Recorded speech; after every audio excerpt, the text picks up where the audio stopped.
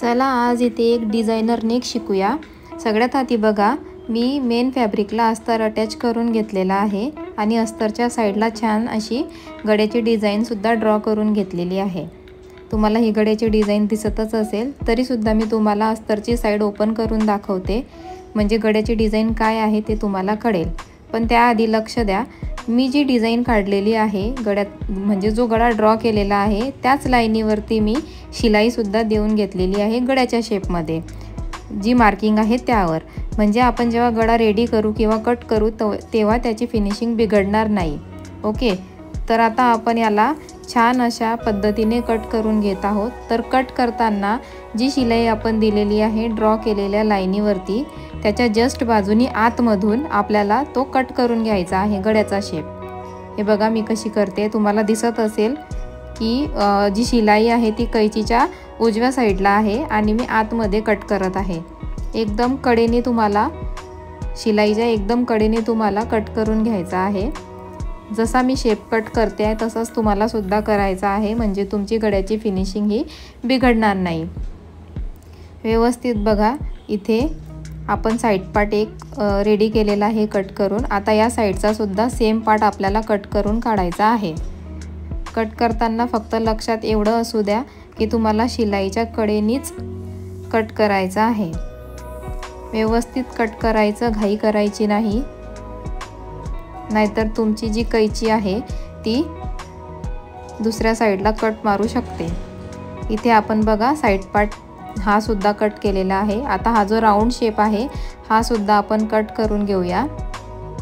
शिलाईच्या वरच्या साईडनी कडेनीच तुम्हाला तो सुद्धा कट करून घ्यायचा आहे व्यवस्थित। इथे अजिबात घाई करायची नाही कट करताना, कारण ऑलरेडी आपला ब्लाऊज आपण मापानेच कट केलेला आहे, त्यामुळे आपली शिलाई किंवा कटिंग इकडे तिकडे व्हायला नको। हे बघा, हा खालील भाग झाला, हा सेंटर झाला ब्लाऊजचा, मागच्या गड्याचा जो शेप आहे मधला तो, आणि हे दोघं साइड पार्ट झाले। आता मधला जो शेप कट करून निघालेला आहे तो आपल्या काहीच कामाला येणार नाही, म्हणून तो काढून घ्यायचा। आता सगळ्यात आधी आपल्याला खालची जी साइड आहे गोल राऊंड, तिला पाइपिंग अटॅच करायची आहे। छान अशी पाइपिंग अटॅच करायची। पाइपिंग अटॅच करून झाल्यानंतर तिला पलटी करायचं आहे। पलटी करून त्यावर आपल्याला एक दाब शिलाई द्यायची आहे।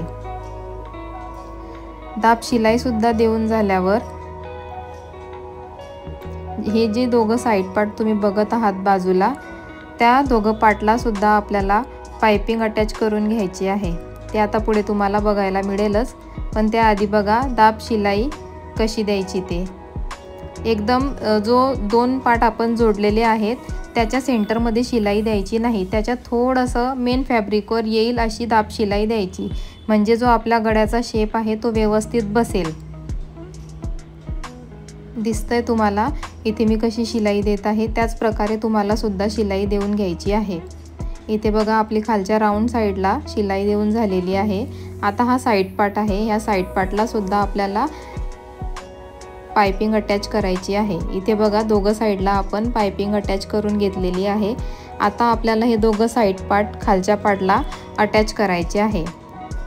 अर्धा इंचाला एक लाईन कमी इतके फॅब्रिक आपण एकमेकांवर ठेवून शिलाई देऊन घ्यायची। पाइपिंगच्या बाजूला आपल्याला शिलाई द्यायची आहे।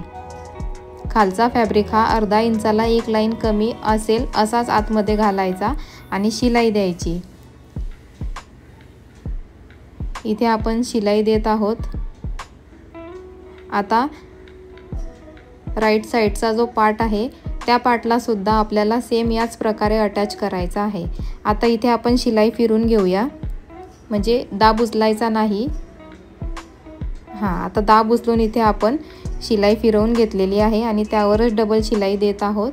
त्यामुळे काय होईल की आपले दोघं पार्ट हे व्यवस्थित अटॅच होतील, निघण्याची भीती राहणार नाही। इथे आपण अटॅच करून घेतलेला आहे। सेकंड पार्ट सुद्धा आपण सेम त्याच पद्धतीने अटॅच करणार आहोत। हा सेकंड पार्ट आपण इथे अटॅच करत आहोत। व्यवस्थित अटॅच करायचा। इथे सुद्धा शिलाई फिरवून घ्यायची, सुई आतमध्ये राहू द्यायची आणि दाब उचलून मग शिलाई फिरवून घ्यायची आणि परत त्याच साईडनी आतमध्ये शिलाई मारायची पाइपिंगच्या साईडला। म्हणजे आपलं फॅब्रिक हे चांगल्या प्रकारे अटॅच होतं, निघण्याची भीती राहत नाही। दुसरा पार्ट अटॅच झालेला आहे आणि त्यानंतर आपला हा डिझायनर गळा रेडी झालेला आहे दोरी लावून। व्हिडिओ आवडल्यास लाईक, शेअर, सबस्क्राईब करायला विसरू नका।